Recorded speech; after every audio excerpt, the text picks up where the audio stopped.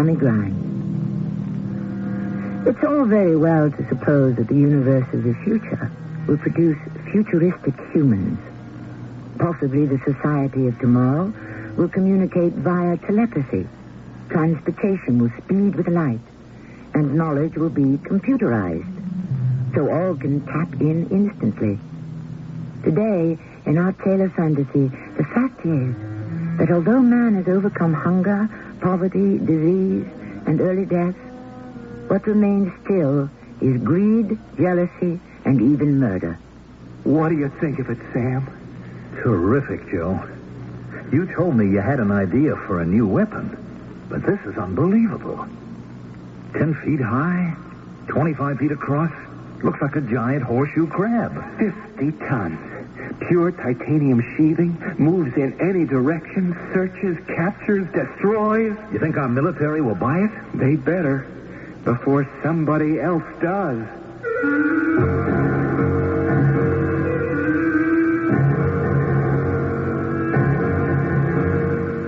Our mystery drama, Killer Crab, was written especially for the Mystery Theater by James Agate Jr. and stars Russell Horton. I shall return shortly with Act 1.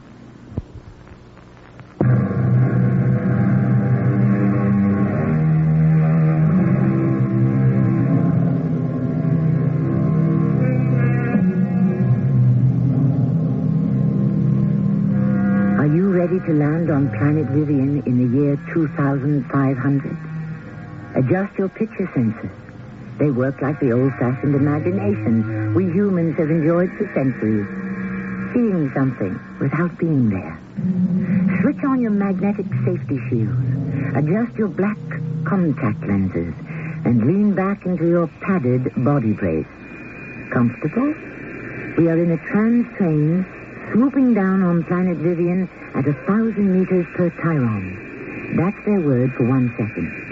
Listen to our spacecraft captain. Hello, Voyagers. This is your captain. In a few hundred Chirons, we shall touch down on the planet Vivian, named in honor of the scientist who discovered energy, or XZX, which has made the planet a treasure trove and has been mined continuously since Vivian Year 1.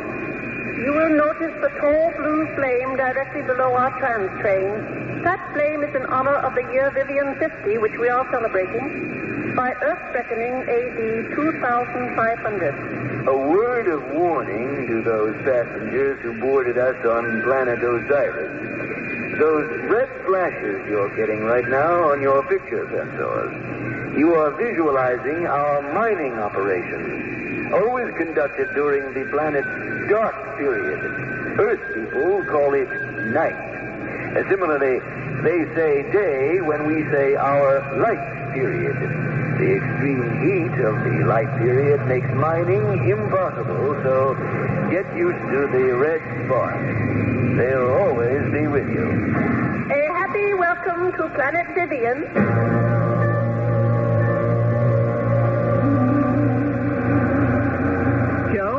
Joe, can you hear me? Oh, hi, Ruthie.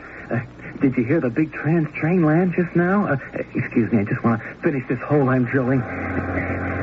Joseph Harkness, will you shut that thing off? Oh, I'm sorry.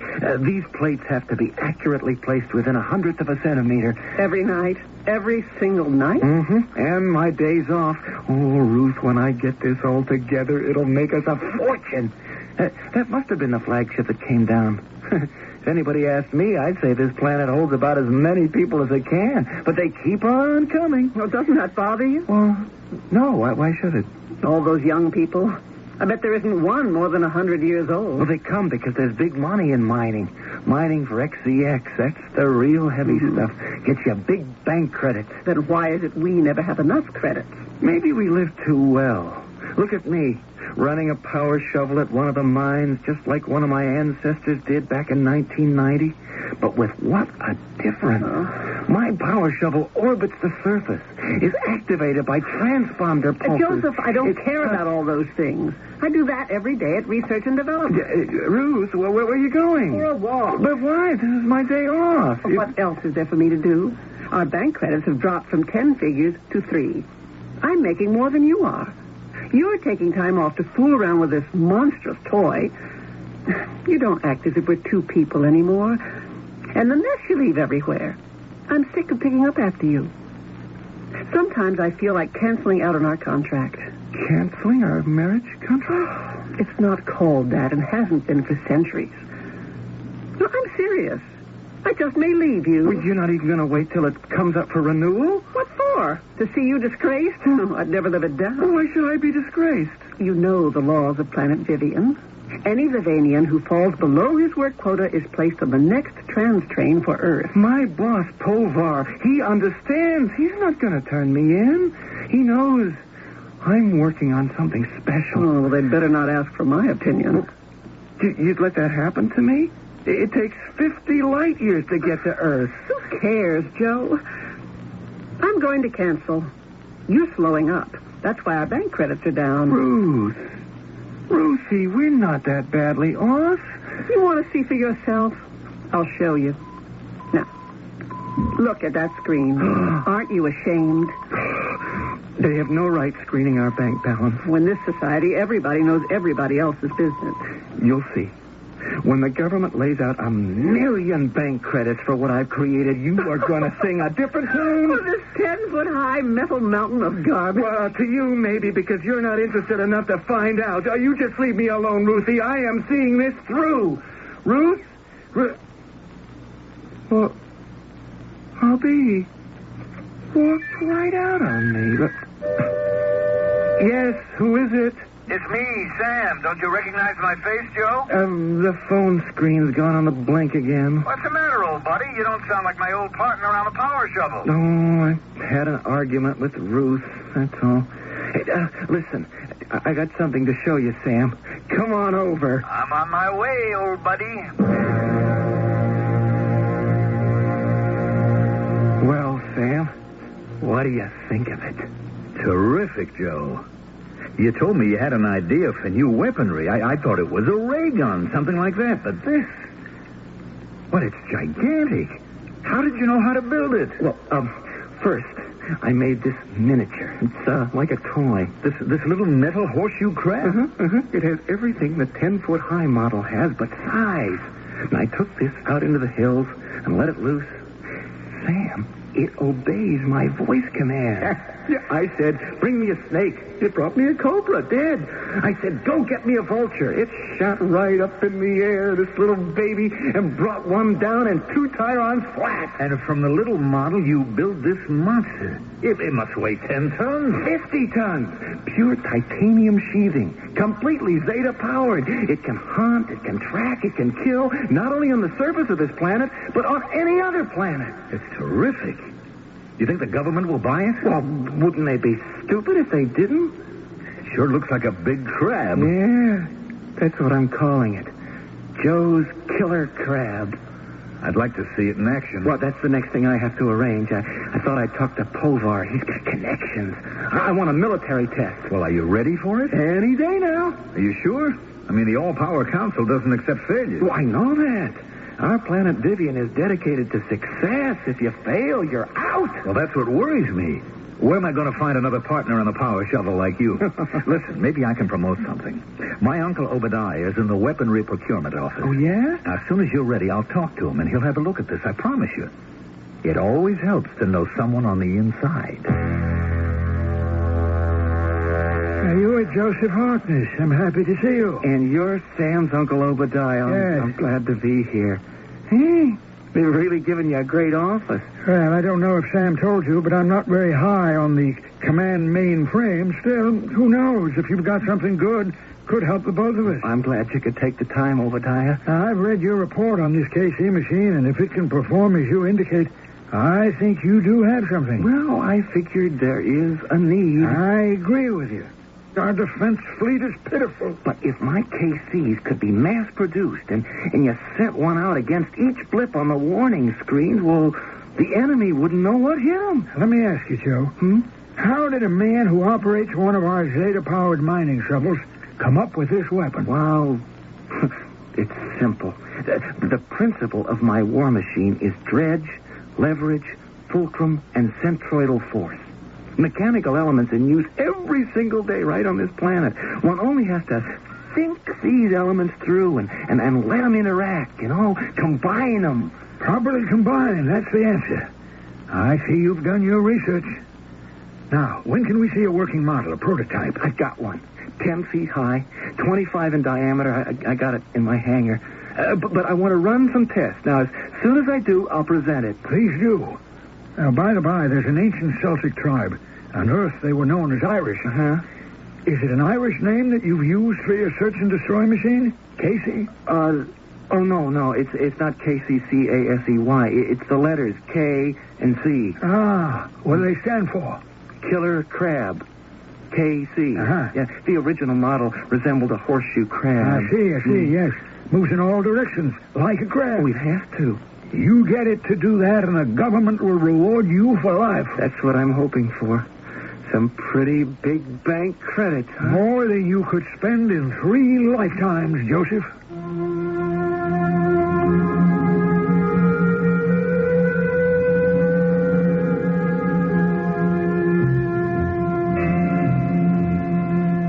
Instructive to me is that the financial reward seems to mean as much to 26th century man as it does to today's man. Interesting also is the push for better military to obtain a better peace.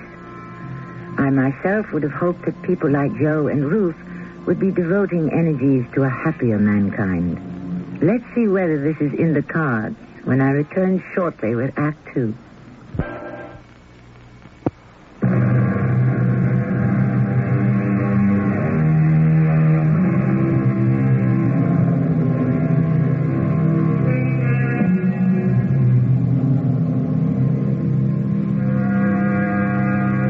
It is not stretching our imagination too far to assume that by the year 2500, man will live longer, be housed better, travel faster, and be healthier.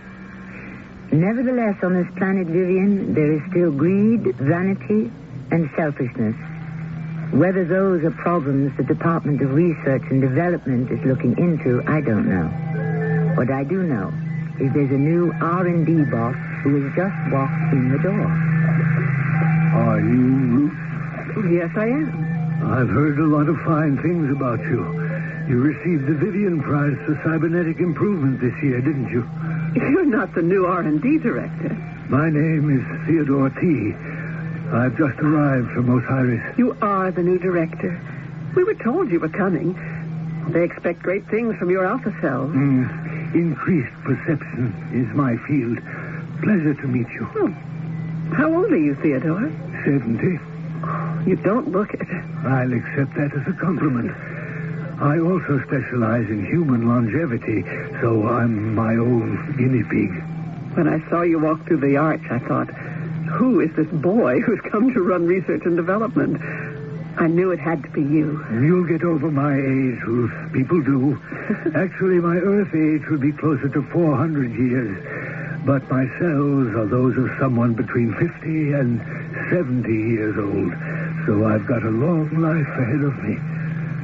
How old are you, Ruth? A woman, even living in the 26th century, does not tell her age. I'm sorry. What have you been working on? I thought somatology needed looking into. So I've set up some somatizing projects. We might join forces, since it could be allied to longevity. It's all keyed into the emotional state. Come to think of it, I've got just a subject to study. A human subject? My husband. He's a walking, talking, non-adaptive male. Theodore, I'm extremely happy you're here. I have a feeling our working together is really going to produce something. That's the purpose of research and development, isn't it? It's possible if you and I put our heads together. We might make Vivian the brightest star on the galactic plane. And who would be in charge? Why, we would. You and I.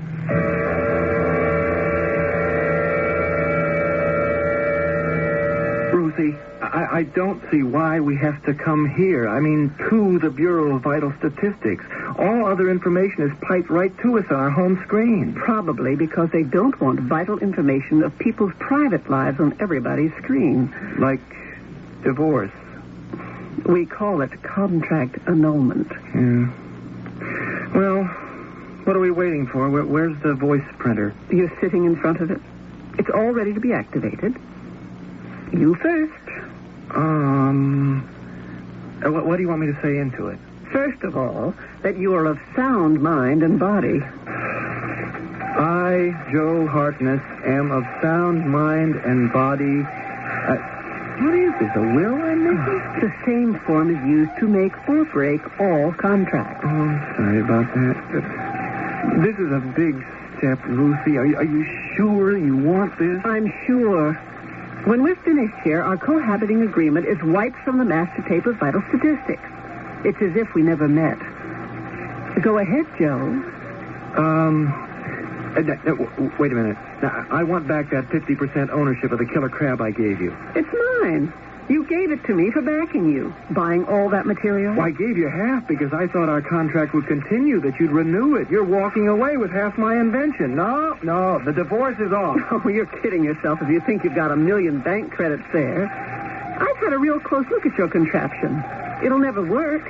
So I've got 50% of nothing. Oh, that's what you say. The military is very interested, and Casey ought to be worth a great deal. Oh, I don't believe it. I can see you've made up your mind, all right? All right, let's get this over with. Is the voice printer running? It's been running. Oh, I, Ruth Harkness, who have a life-sharing compact with Joseph Harkness and have had same for 90 years, Earth years, now dissolve our mutual association by mutual consent. Your turn, Joe. Well, I am not going to use words like agreement and association and compact and all that stuff. I, Joe Harkness, formerly married to Ruth for 90-odd years. I'll say. It's all over. I'm walking out. No. She's walking out. The marriage is over, done, finished. Joe, please. Is that what you want? It's done. Now I can relax and breathe. Oh. You couldn't do that before? Not when I was married to you. Who's the lucky fella? What do you mean? Don't give me that interstellar innocence. There's got to be someone else. Who is he? I suppose he's younger, better looking, got a big future, intellectual. He's all of those things. I called it, didn't I? He happens to be the new director at Research and Development. And he also happens to be extremely neat. All scientists are. He sounds like a twit. Well, would you like to see him? Look up at the screen. I'll tap in on the R&D laboratory. Is that him? Mm-hmm. The tall blonde guy in the white outfit pulling at his nose? He always does that when he's solving a problem. Turn it off. So, that's your future husband. I might have known you wouldn't appreciate him. I don't have to. Well, now, division of property. Who stays in our habitat and who goes? Oh, you can have it, Joe. And that hangar full of scrap steel. It'll take you light years to clean up the house. I'm all packed, so I'll be leaving. You're going to live with Mr. Nose Puller? We're getting married before the day gets dark. What are you going to do with your freedom? I guess I'll be sensible for once. How are you going to do that? Sam and I will take a few days off and fish. I'll think twice before getting married again. And, Ruthie, I advise you to do the same.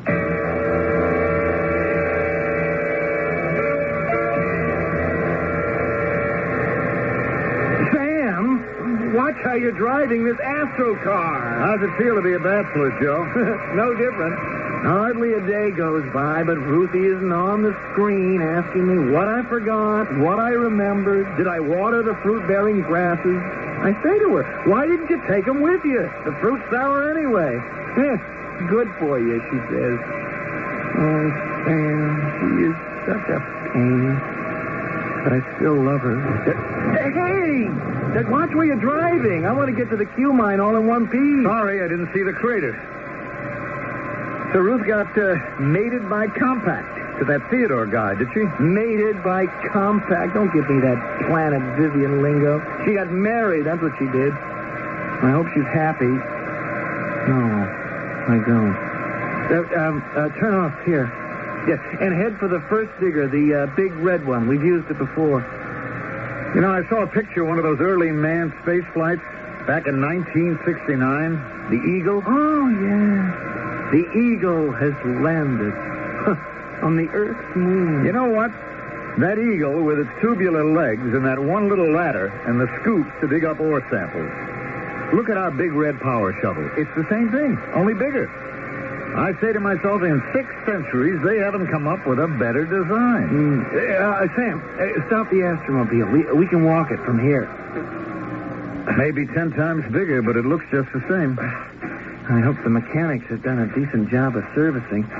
Once we start those Zeta boosters, if there's a malfunction again, we're in trouble. Don't remind me. I always feel safer once we're up in space. I'm on the elevator platform. You okay? Hit the button. The sooner we get up into our seats, the sooner the shuttle takes off.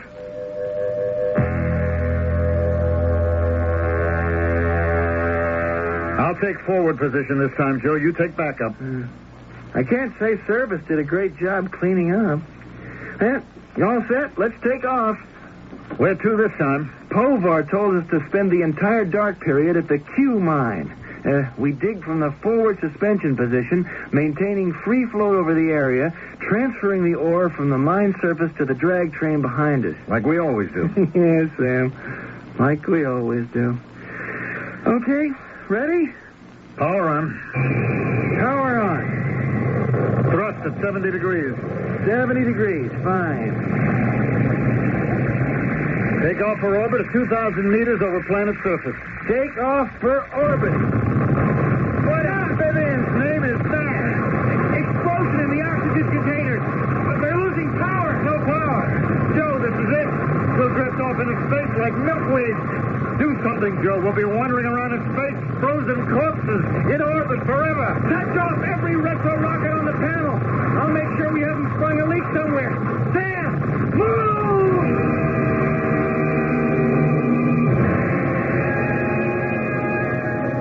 I'm awfully sorry, Joe, but there's been a change in Mr. Povar's plans, and he isn't seeing anyone. But I spoke to him myself right after we crash-landed. I can't believe you and Sam walked away as you did.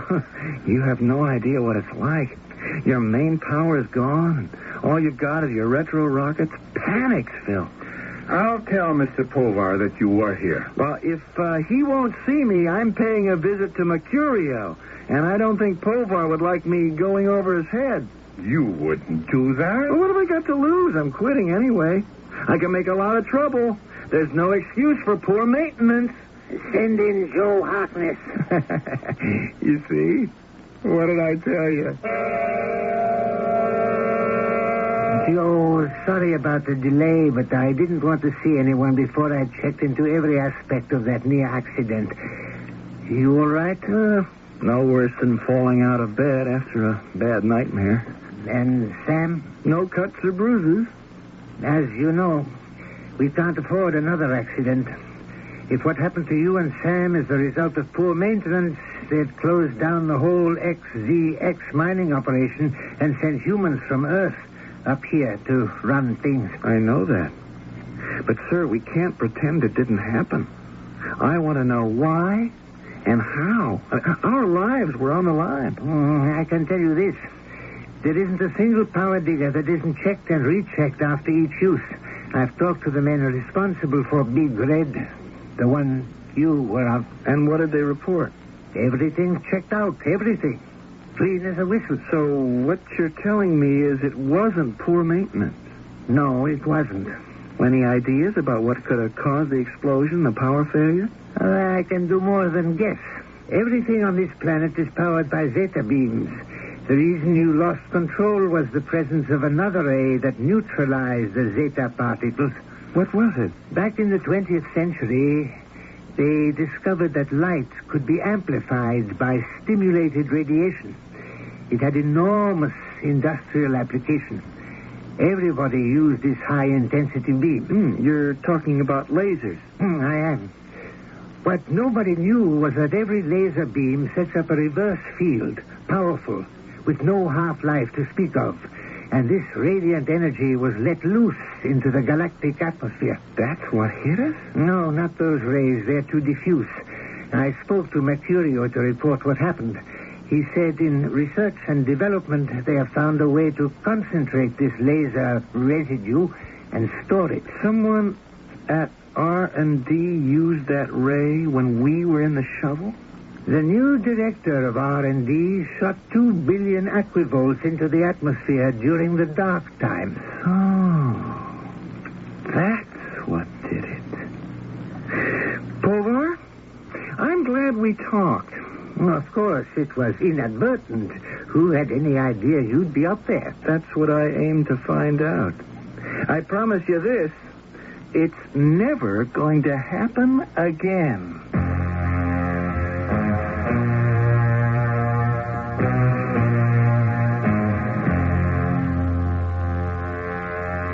I think we know more than Joe does.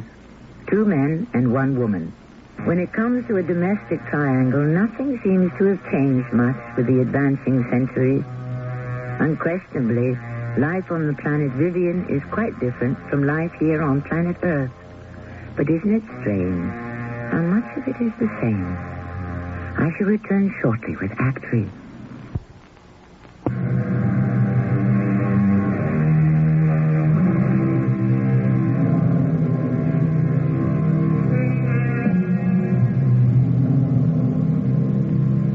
Our protagonist is Joe Harkness, the latest of a long line of miners specializing in ore digging. Whereas Joe's ancestors operated power shovels to dig coal, mine copper, and other minerals, today, here on planet Vivian, Joe's machine hovers over the planet's surface and removes deposits of XZX, high-energy ore. However, something went drastically wrong during Joe's last work trip. And to right it, Joe is paying a visit to someone at Research and Development. Mr. Harkness? Joe Harkness? That's the full name. I'm one of the few people on this planet who still has a last name. That's my heritage. Harknesses have been in the mining business for centuries. Oh, have they? On the planet Earth. And a couple of generations right here on Vivian. So, you're Theodore. We've met before? I recognized you by your, nose. Ruth has talked a lot about you, Mr. Harkness. I am delighted to meet you. Don't be too delighted just yet. I can understand your feelings. I was told you were about to start mining operations in Big Red when you lost power. But you managed to get back out of space and onto the planet. Theodore, how did you happen to know that the name of our shovel was Big Red? I guess I heard it on the news. It wasn't on the news. The accident got quite a lot of play, but not the name of the shovel. Well, then I guess Ruth must have mentioned it to me as the one you usually use. Did she? When did she do that? I don't exactly know. You know how people will talk about their past, especially to a new husband? No, I didn't know newlyweds did that. I hope you're not angry, Joe. Angry? Because she canceled out her contract with you and started one with me. No, I'm not angry. What else does she say about me?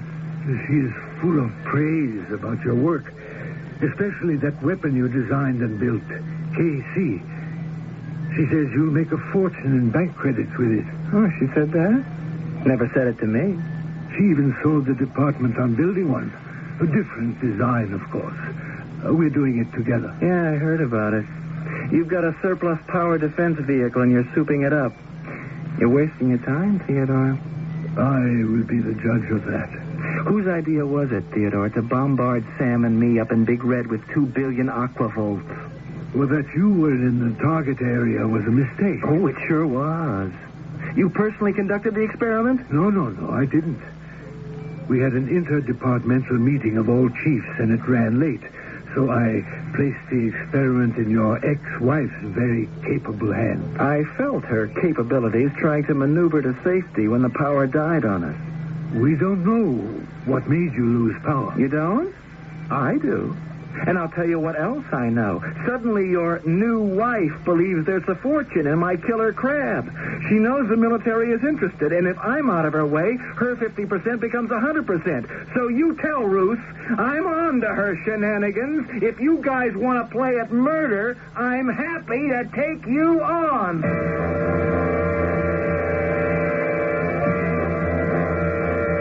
So you warned him, Joe. What's the next step? The best defense, Sam, is offense. He practically admitted he and Ruth were trying to get rid of you. He put the blame on Ruth. Said that she ran the experiment with those lethal anti-laser rays. Why would he say she did it? Because he's a nose puller, and suddenly he gets this idea. Maybe he can convince me that Ruthie wanted me dead and 50% of my estate. Well, I don't believe that. He wants it, not Ruthie. She didn't know who she was playing with, and probably still doesn't. I think you ought to report him, Joe. Maybe they do things that way where he comes from, but not here. No, they don't pull those tricks on Osiris either. No, Sam. I'm not going to report Theodore. You're going to do nothing? I'm going to kill him. I just haven't figured out how. I'd only be giving him back what he tried to give me. Total extinction. I still think you want to go to the top. Go to Mercurio. The trouble is, he's so high on the brain list, they'll believe him and not me. All he'd have to say is he was conducting an experiment, and gee, he's sorry. He didn't know we were mining. Yeah. You can't do a thing to him, and he knows it. Maybe I can't. But, Sam, my killer crab might. I'm supposed to be doing a little experimenting myself. Your Uncle Obadiah told me to. Now, if I give the killer crab an order, who will know it was me? Or what I ordered it to do? What kind of an order?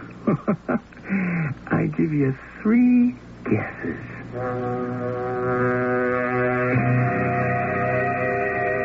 Joe, I'm scared. It won't attack me. No, there's nothing to be afraid of. Now, when I turn on the lights in the hangar, all you'll see is a 10-foot-high horseshoe crab with the tentacles of a spider crab tucked under its armored shell. Does it speak? It speaks a language of its own. It acknowledges an order, and it gives information. Will it be able to hear me? KC hears everyone and everything. And it can analyze the intentions of the voice by its sound. But it will only move and act upon hearing my voice. Now, let's turn the lights on. Wow. It is beautiful. Joe, what a job you've done. That's the nicest thing you could have said. Casey, did you hear what my friend Sam said about you? Yes, I heard that. You understand, Casey? Sam is our friend. No harm is to come to him. Now, I will feed you the information you will need to seek out and destroy our enemy. This enemy is a human who tried to kill us. Understand? I understand. The name of our enemy is Theodore. He is the director of the government's Research and Development Department. Your first order is to find Theodore, make a survey of where he is, then report to my receiver here in the hangar the location of said enemy, his activity, and his intentions.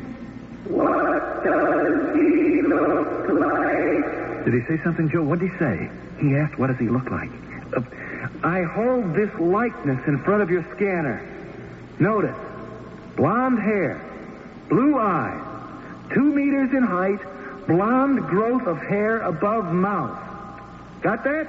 Joe, is this right, what you're doing? I haven't done anything yet. We're merely sending Casey out to make a preliminary survey. Now, Casey, you may have to remain at some distance so that you're not visible. Travel only at dark time. I shall be waiting for your Omicron signal. You know the impulse.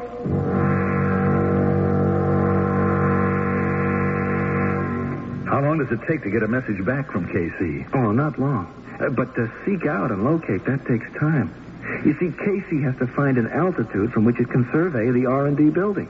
Then he sends out impulses which are altered or reflected by the configuration of Theodore. Having established that, the impulses will begin to scan his brain. And that way we'll learn what Theodore's thinking. Now I understand how valuable KCs would be to defend us. Imagine a fleet of them going out, reading the enemy's minds and immediately sending home a warning. And this scanner on the wall receives the impulses. Mm-hmm. Now, Casey is some distance away, but he can get good definition and reception. Ruth, I hope you're right. Because if you are, nothing can stop us. Is that Theodore? The nose puller himself. Joe has been seeing a lot of military people. There must be something to his search and destroy machines. It must be worth a good deal. Now that he suspects we made the attempt on his life, we can't undo what we did.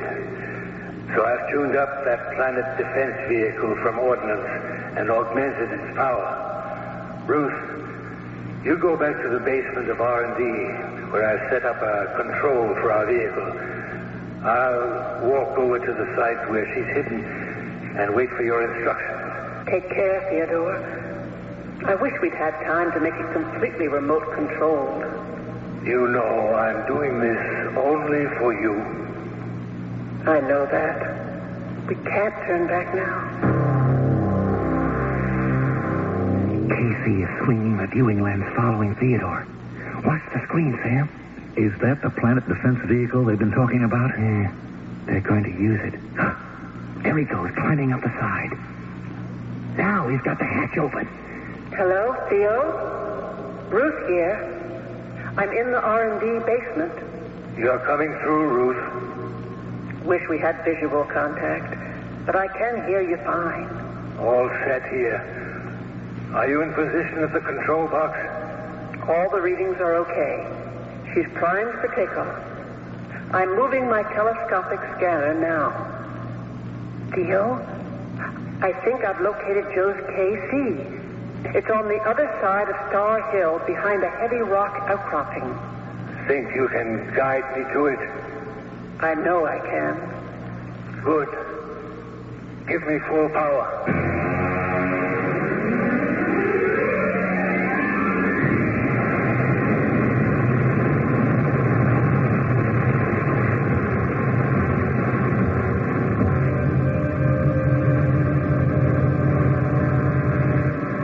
Joe, Sam, this is very serious. We know that, Povar. You don't have to tell us. The planet Vivian has never had a vaporization accident involving two planet defense vehicles in an unauthorized maneuver 1,000 meters up. It was like two suns colliding. It was no accident. Two vehicles destroyed each other and vaporized. The worst catastrophe since the Earth's sun blew up. And you say no accident? Do you remember when Sam and I were almost killed in Big Red? You told me our power was neutralized by rays coming from research and development. I never did get anyone to admit it in so many words. I did. My ex-wife and her husband were behind it. What's that got to do with the explosion in space? That was caused by a planet defense vehicle out to get Joe. I don't understand. Joe has developed a search and destroy machine. Much more efficient. And they tried to ram it out of the sky. Space procurement knows all about it. My Uncle Obadiah in weaponry acquisition, he's given Joe the go-ahead. Obadiah. That name's familiar. I've submitted blueprints and schematics to him, and he thinks he can persuade the military to build a fleet of these machines. So, we've had to go do some field tests. Field tests, of course. Then it's all right. That explains everything. Vaporization, the exploding suns. Oh, I'm so relieved. Okay, guys, you can go. I'll get Obadiah on the monitor right now.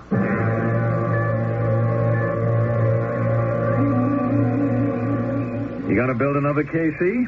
I was thinking about it. A different kind, maybe. When that PVD tank started rolling toward your KC, I didn't know what would happen. Oh, didn't KC do a great job?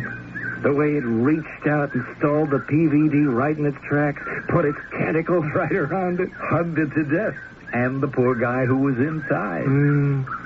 The only thing I hadn't anticipated was when it took off, it created so much fission, both the machines were vaporized. If I build a KC the second, I'll have to use a metal that resists that.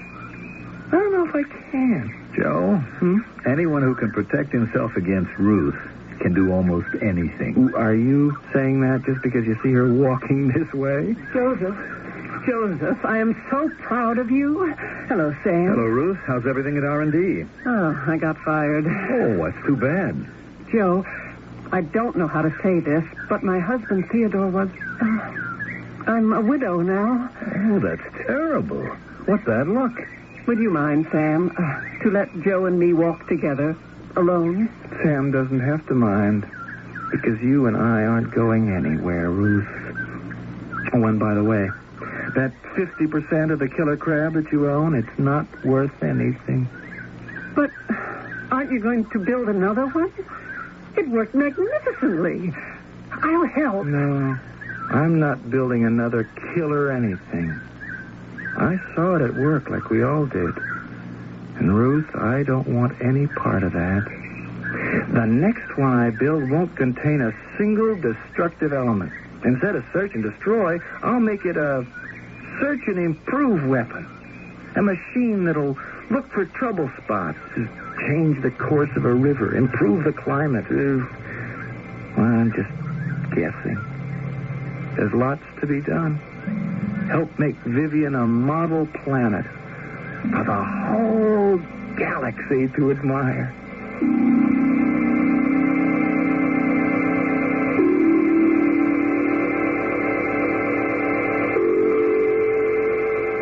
It is reassuring to learn that, come what may, extended lifespans, space exploration, new colonies, new laboratories, that man has kept old-fashioned conscience.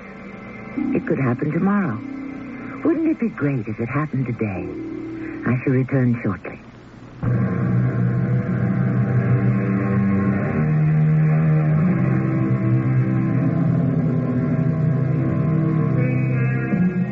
Shakespeare himself, in writing his play The Tempest, must have visualized the planet Vivian. He describes his mythical kingdom by saying, "If I should say that I saw such islanders, for certain, these are people of the island, who though they are of monstrous shape, yet note their manners a most gentle kind than of our human generation. William, perhaps that is something we can all look forward to." Our cast included Russell Horton, Ann Williams, Mando Kramer, and Robert Dryden. The entire production was under the direction of Hyman Brown. This is Tammy Grimes inviting you to return to our Mystery Theater for another adventure in the macabre. Until next time, pleasant dreams. You've been listening to the OTR Gold Network. Find more classic radio at otrgold.com.